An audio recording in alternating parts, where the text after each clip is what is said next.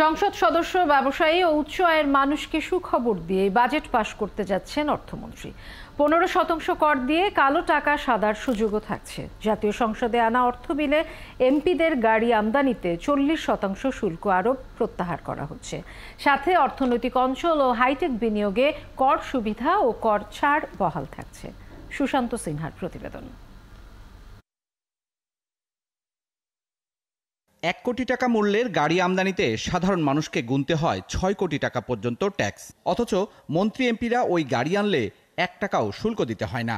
নৈতিক কারণেই প্রস্তাবিত বাজেটে এমপিদের গাড়ি আমদানিতে 25% শুল্ক আরোপ করেছিলেন অর্থমন্ত্রী। কিন্তু আইন প্রণেতাদের চাপে বিনা শুল্কে এমপিদের গাড়ি আমদানির সিদ্ধান্ত বহাল রাখছেন অর্থমন্ত্রী। 1988 সালে এরশাদের চালু করা শুল্কমুক্ত গাড়ি আমদানির সুবিধা গেল 36 বছরে বাতিল করেনি কোনো সরকারই।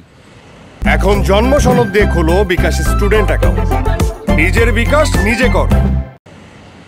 উচ্চবিত্তদের আয়ে আরোপিত সর্বোচ্চ 30% আয়কর দিতে হবে 24-25 আয় বর্ষ থেকে। অর্থাৎ আগামী নভেম্বরে যে আয়কর রিটার্ন দাখিল করবেন সেখানে 30%-এর বদলে বিদ্যমান 25% আয়কর দেবেন ধনীরা। বাজেটে সবচেয়ে আলোচিত 15% কর দিয়ে কালো টাকা বৈধ করার সুবিধাও বহাল রেখে বাজেট পাশ হতে যাচ্ছে। এটা সাধারণ যারা করদাতা আছেন তাদেরকে নিরুৎসাহিত করছেন এবং সৎ করদাতাদের এটা বড়ভাবে নিরুৎসাহিত করবে।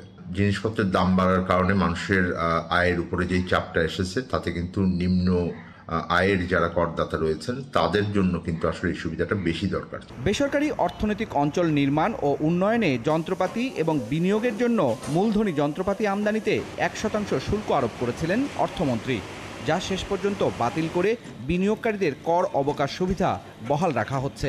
বিদেশি বিনিয়োগ আমরা কিন্তু সেভাবে আকৃষ্ট করতে পারছি না, কারণ সুযোগ সুবিধাগুলো আমরা সবসময় পাচ্ছি না এবং দিতে পারছি না তাদের। আমাদের একটা দীর্ঘমেয়াদী পরিকল্পনা প্রয়োজন এবং আমরা যে ধরনের আইনগুলো করছি, যে ধরনের নীতিগুলো আমরা নির্ধারণ করছি, সেটা কিন্তু একটা কমপক্ষে একটা নির্দিষ্ট সময়ের জন্য করা উচিত। কেউ যদি ইনভেস্ট করে মেশিনারিজ আনে তাহলে সেই মেশিন দ্বারা কিছু তো উৎপাদিত হবে পণ্য।